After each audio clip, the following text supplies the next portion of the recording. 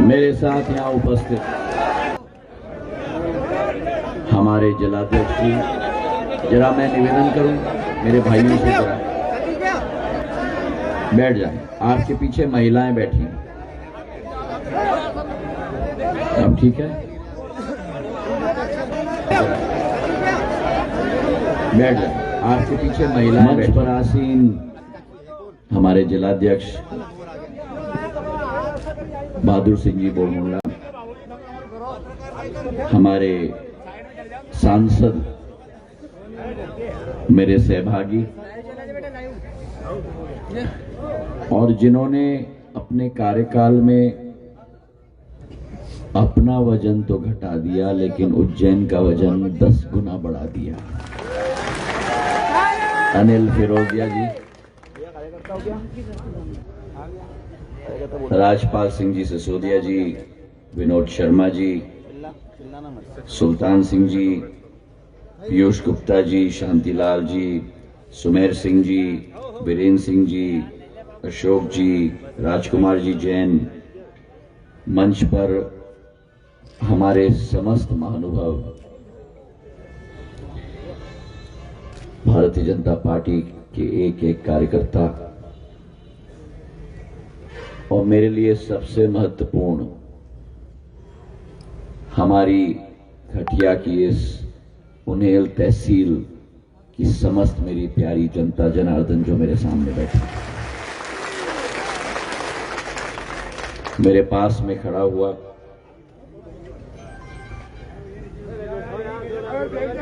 आपका ही बेटा, आपका ही घर का सेवक, जिसके कण कण में, जिसकी परिवार की पृष्ठभूमि राजनीति की नहीं रही है लेकिन जिसकी परिवार की पृष्ठभूमि जनसेवा की रही है, ऐसे मेरे सतीश मालवीय जी। मैं क्षमा चाहता हूं, थोड़े विलंब में आया हूं और सूर्यास्त के पहले मुझे देवास पहुंचना है, इसलिए थोड़ी जल्दबाजी भी हो गई, मैं क्षमा प्रार्थी हूं। पर सूर्यास्त के बाद हेलीकॉप्टर उड़ नहीं पाता है। पर आज उज्जैन में आकर मैं बहुत भावुक हूं, और भावुकता का कारण है इस उज्जैन के साथ सिंधिया परिवार का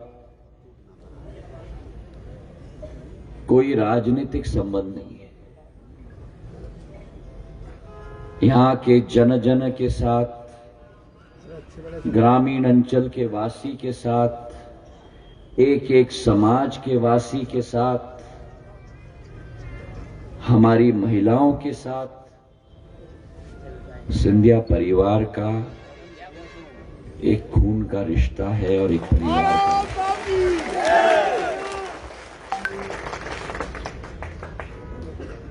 सिंधिया परिवार ने उज्जैन संभाग में, मालवा में कभी भी राजनीति नहीं की।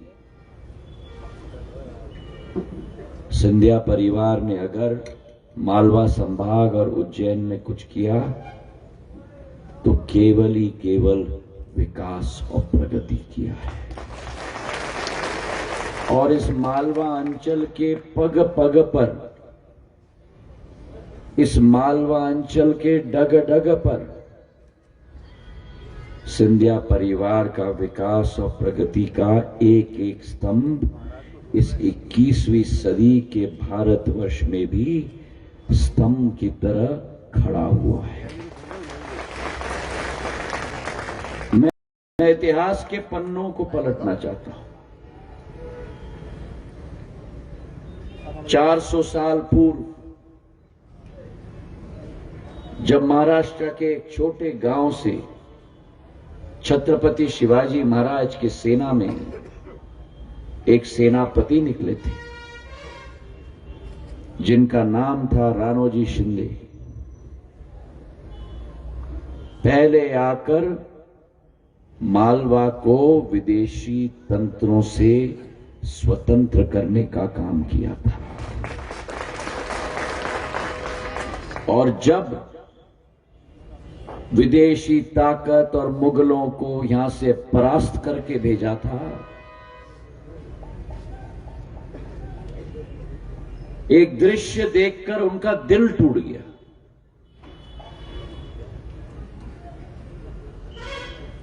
जिस भगवान महाकाल का मंदिर होता था, जिसके बारे में कहानियां बताई जाती थी महाराष्ट्र में,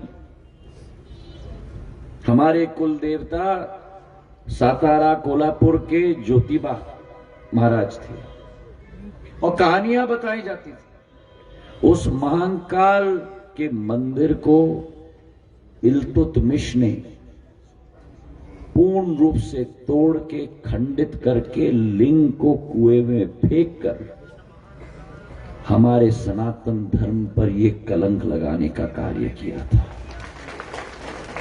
और अगर उज्जैन के महाकाल के मंदिर को दोबारा अपना भव्य रूप हमारे ज्योतिर्लिंगों में से सबसे महत्वपूर्ण लिंग अगर मैं कह पाऊं पूरे देश में अगर है तो हमारे महाकाल का मंदिर का है। अगर उसे भव्य रूप देने की कोशिश की और मंदिर बनाया तो राणा जी महाराज ने महाकाल का मंदिर बनाया। और आज देखो संयोग, सिंधिया परिवार ने महाकाल मंदिर बनाया और कमल के फूल के निशान ने महाकाल लोक बना दिया। ये संयोग है सिद्धांतों का, ये संयोग है मूल्यों का। और केवल धार्मिक जागरूकता, सांस्कृतिक चेतना और सांस्कृतिक विरासत को दोबारा तय करने का काम केवल सिंधिया परिवार ने नहीं किया, लेकिन आज तक उज्जैन में जितनी विकास और प्रगति हुई उसकी नींव सिंधिया परिवार के द्वारा रखी गई थी। शिप्रा नदी के अधिकतम घाट राणोजी महाराज के द्वारा बनाए गए थे और 500 वर्ष के अंतराल के बाद अगर सिंहस्थ का कुंभ दोबारा उज्जैन और मालवा में शुरू किया गया तो राणोजी महाराज के द्वारा शुरू किया गया। तो धार्मिक चेतना, सांस्कृतिक विरासत दोबारा एक नई नींव के साथ शुरुआत करने की सोच। और उज्जैन सिंधिया परिवार की राजधानी थी। कोई भी विदेशी ताकत टेढ़ी आंख से मालवांचल और भारत को नहीं देख पाई जब तक सिंधिया राजधानी उज्जैन बनी थी। मेरे भाई और बहनों, आधुनिक युग आया, आधुनिक युग के साथ विकास आई, प्रगति आई और राणोजी महाराज के वंशज माधव महाराज प्रथम ने जो उज्जैन में पहला कपास का मिल बना था, वो कपास का उद्योग माधव महाराज के कार्यकाल में उज्जैन में डाला गया। सड़कें बनी, पेयजल की व्यवस्था बनी, बिजली की रोशनी उज्जैन में लेके आए। और तो और क्या, अभी 15-20 साल देश में SEZ की बात कही जाती है, स्पेशल इकोनॉमिक जोन, जहां से निर्यात किया जाए। मैं भी वाणिज्य और उद्योग मंत्री रहा हूं भारत सरकार का। जो नीति अभी आधुनिक युग में 20-25 साल में आई, वो माधव महाराज ने उस समय 1815 में उज्जैन में माधव नगर में फ्री गंज स्थापित करके स्पेशल इकोनॉमिक जोन बनवाया था। यह दूरदृष्टि कौन थी? अब आप सोच रहे होंगे कि यह संदर्भ मैं क्यों दे रहा हूं। यह संदर्भ मैं इसलिए दे रहा हूं कि जो मेरे पूर्वजों के द्वारा स्थापित एक सांस्कृतिक चेतना, हमारी विरासत जो मुगलों ने सत्यानाश किया था, उसे वापस स्थापित करने की कार्य मेरे पूर्वजों ने की थी। इस क्षेत्र में अधोसंरचना की पूर्ण नींव रखी थी, व्यापार का नींव रखा था। तो आज उसी परिवार का वंशज आपके सामने है। चुनाव के वजह से केवल नहीं, सतीश मालवीय के वजह से केवल नहीं, लेकिन मेरे मन में एक ज्वालामुखी है कि मेरे उज्जैन संभाग और मालवा को उसी विकास और प्रगति की हैसियत में वापस हमें पहुंचाना है। और अगर वो करना है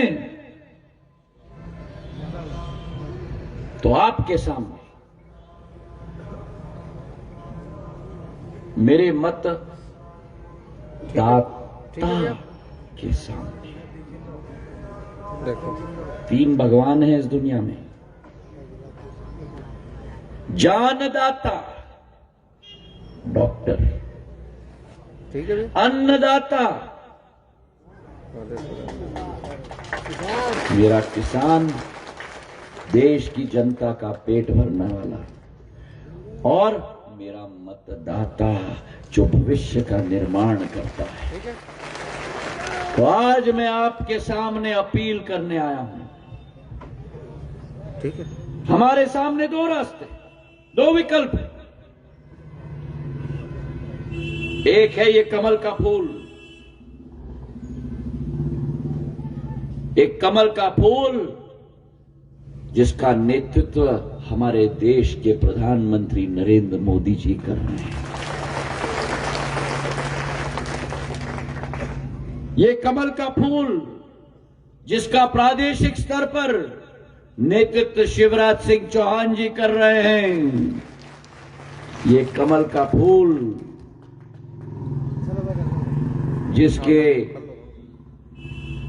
जिसे हाथ में लेकर झंडे के रूप में एक कार्यकर्ता के रूप में ज्योतिरादित्य सिंधिया आपके सामने है। एक विकल्प यह है, पर एक और विकल्प है। वो दूसरा विकल्प है हमारी देश, हमारे प्रदेश की बहुत ही प्रसिद्ध एक जोड़ी,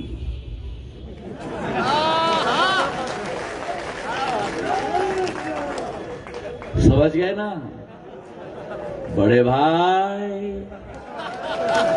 बोलो, बड़े भाई, बड़े भाई और छोटे भाई,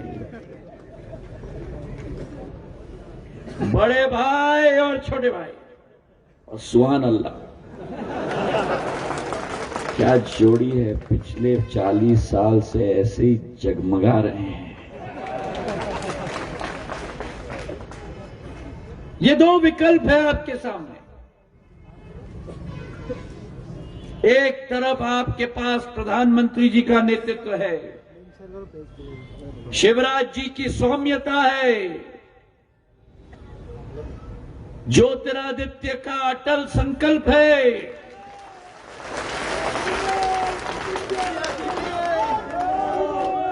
और दूसरे तरफ वो जोड़ी है जिसने मध्य प्रदेश को अंधेरे और गड्ढे में डाल के छोड़ दिया था मेरे भाई और बहन।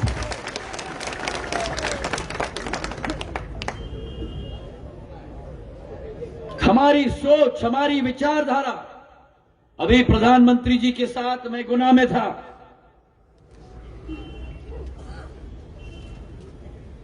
और वहां भी मैंने कहा एक दूसरा विकल्प है जिसका नारा था गरीबी हटाओ, और गरीबों को गरीबी दिखा कर उनका वोट लेकर अपनी राजनीतिक रोटियां सेकने का कार्य किया है। और दूसरे तरफ प्रधानमंत्री नरेंद्र मोदी जी, जिन्होंने अपने जीवन में संघर्ष किया है, गरीबी को देखा है, अनुभव किया है, पहचाना है, और आज इसलिए देश में अगर प्रधानमंत्री आवास योजना बन रहे हैं तो 44 लाख आवास मध्य प्रदेश में बने हैं और इसलिए कहा जाता है कि मोदी है। अरे बोलो मेरे साथ, मोदी है। और एक और बात मैं बता दूं, अभी मोदी जी ने गुना में कहा है, जितने प्रधानमंत्री आवास आज से बनने जाएंगे,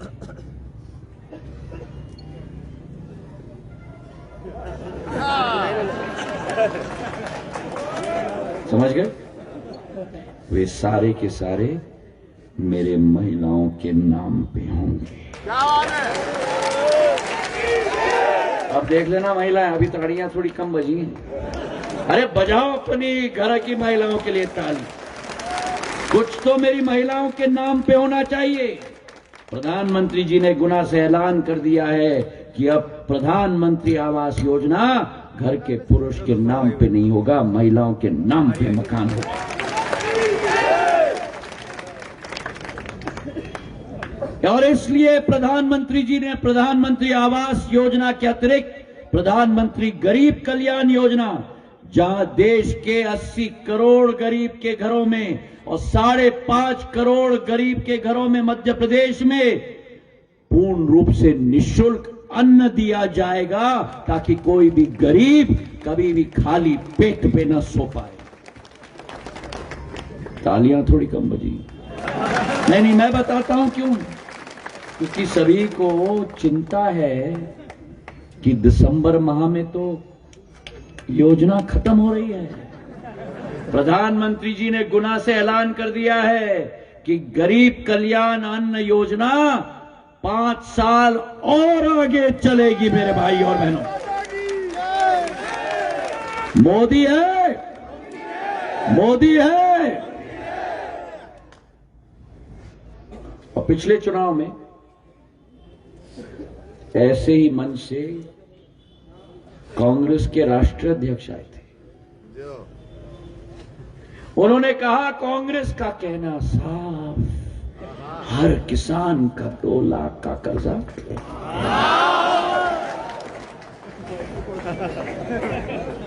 और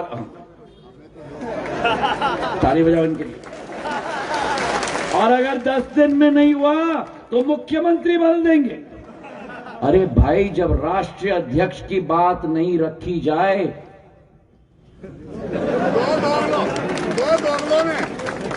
जोड़ी के द्वारा तो बचा क्या? अब मुझे बताओ, आप में से किसी एक का ऋण माफ हुआ? ऋण माफ हुआ? 26 लाख ऋण माफी प्रमाण पत्र झूठे वितरित किए गए। मेरे हाथों से भी करा दिया। सच्चाई है। अब मुझे कहना, मैं तो सच्चाई आपसे छुपाऊंगा नहीं।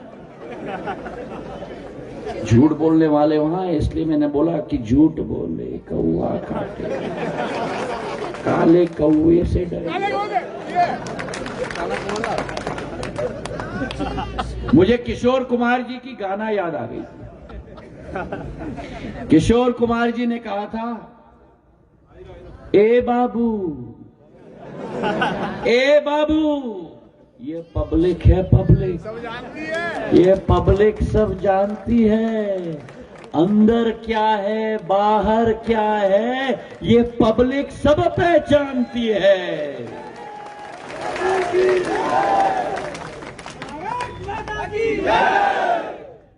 अगर मैंने सरकार न बदली होती तो मुख्यमंत्री ब्याज माफ योजना जो शिवराज सिंह जी ने लागू किया, 12 लाख किसानों का कोऑपरेटिव बैंक का ब्याज माफ करके छोड़ दिया। अब बोलो, मैंने ठीक किया कि नहीं सरकार बदल के? ठीक किया कि नहीं सरकार बदल के? ठीक किया कि नहीं सरकार बदल के?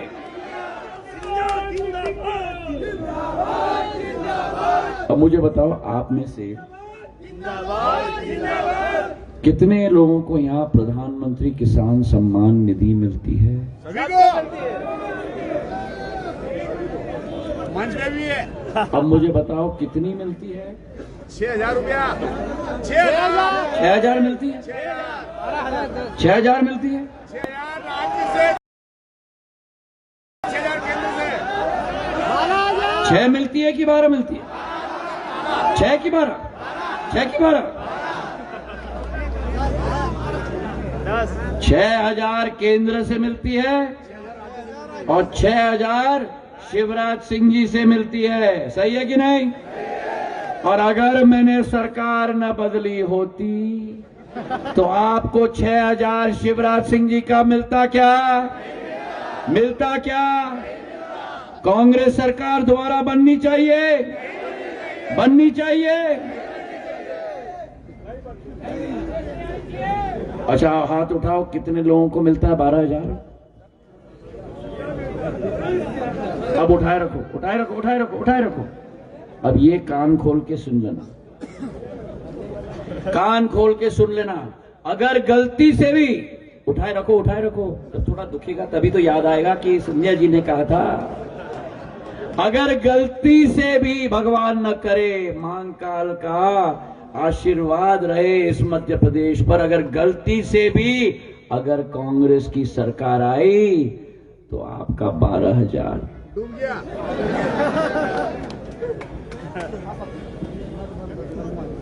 जैसे संबल योजना इन्होंने बंद कर दी थी,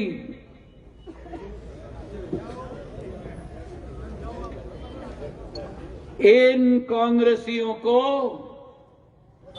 जैसे अमिताभ बच्चन का वो शो है ना, कौन बनेगा करोड़पति, कांग्रेस की यही खेल है और उसमें पूरी तरह से मेल है। जब उत्तर आता है तो अमिताभ बच्चन जी क्या कहते हैं?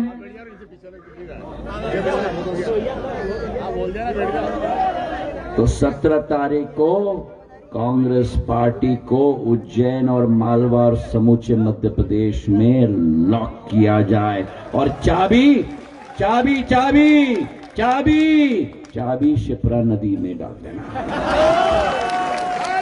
डालोगे? डालोगे? अब मेरी महिलाएं यहां बैठी, शिवराज सिंह जी ने लाडली बहना योजना शुरू की। मेरी लाडली बहना है यहां, हाथ उठाओ। कितना मिलता है? 1250। आप कब से बन गए लाडली बहना? देखो पैसे का मामला आ गया तो ये लाडली बहना आ गया। इधर लाडला भेरू। कितना मिलता है लाडली बहना? 1250।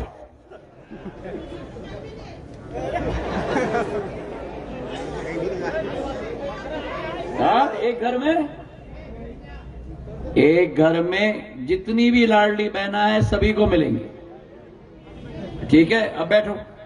1250 मिलता है, एक साल में 15,000 मिलता है। मेरी लाडली बहना सभी खड़ी हो जाएं। मेरी लाडली बहना खड़ी हो जाए।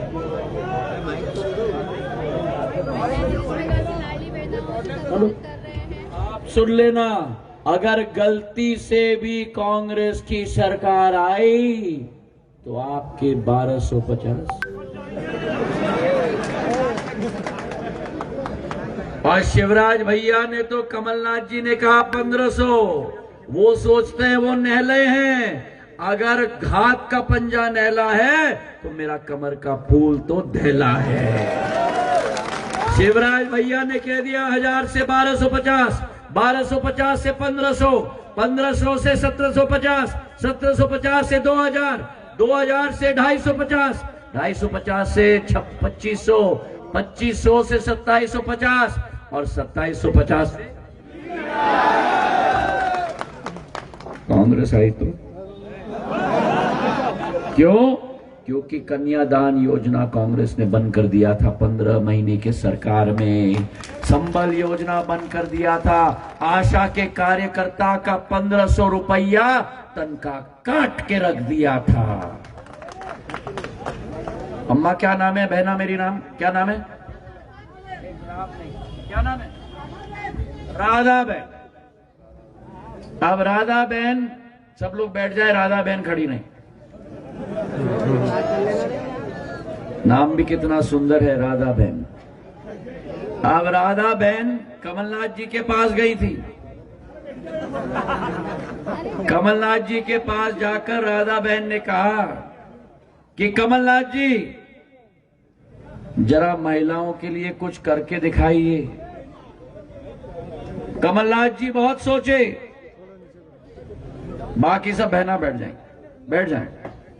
अरे बैठ जाओ भैया 2 मिनट, हाँ बैठ जाओ बैठ जाओ, मैं आऊंगा आपके पास ही, बैठ जाओ। राधा बहन गई, बोले कमलनाथ जी कुछ करिए। तो कमलनाथ जी थोड़े सोचे, फिर घूम के बोले राधा बहन जी को, बहना तिजोरी तो खाली है। निराश होकर राधा बहन दोबारा वापस घटिया आ गई।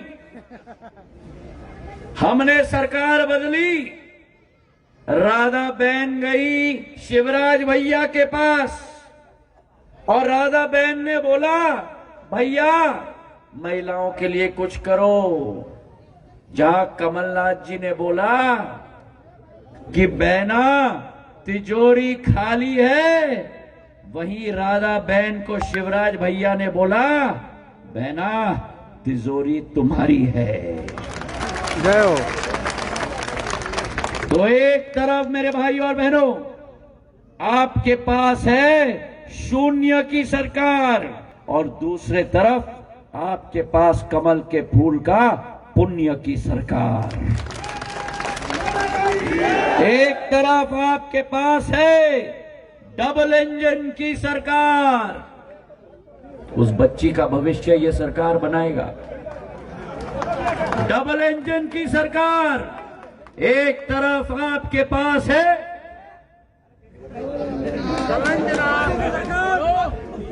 पुण्य की सरकार, बोलो डबल इंजन की सरकार। एक तरफ आपके पास है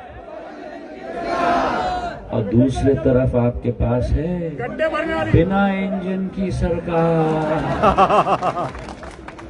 तो 17 तारीख को मेरे घटिया के जनता जनार्दन नहीं, मेरे सिंधिया परिवार के सदस्यगण जो यहां बैठे हुए हैं, जिस सतीश मालवी ने 5 साल 2013 से 18 तक आपकी सेवा की, आपका विकास लाया, आपका प्रगति लाई। अगर घटिया को हम विकास और प्रगति के रास्ते पे ले जाना चाहते हैं, उन्हेल को तहसील बनवाया, यहां पुल लाए, सड़क लाए, अभी मैं रास्ते पे निकल रहा था, जो टंकी बनी है इनके कार्यकाल में बनी। अगर विकास और प्रगति के रास्ते पे चलना है तो 17 तारीख को पूर्ण बहुमत के साथ कमल के फूल के निशान पर बटन दबाकर इनको जिताना है। करोगे? करोगे? मोदी जी के हाथों को मजबूत करोगे? पूर्ण बहुमत से जिताओगे? कमल के फूल को खिलाओगे? हाथ उठाकर मेरे साथ कहो, भारत माता की, भारत माता की, भारत माता की, भारत माता की। प्रधानमंत्री नरेंद्र मोदी जिंदाबाद, प्रधानमंत्री नरेंद्र मोदी जिंदाबाद। बहुत बहुत धन्यवाद। जय हिंद, जय भारत।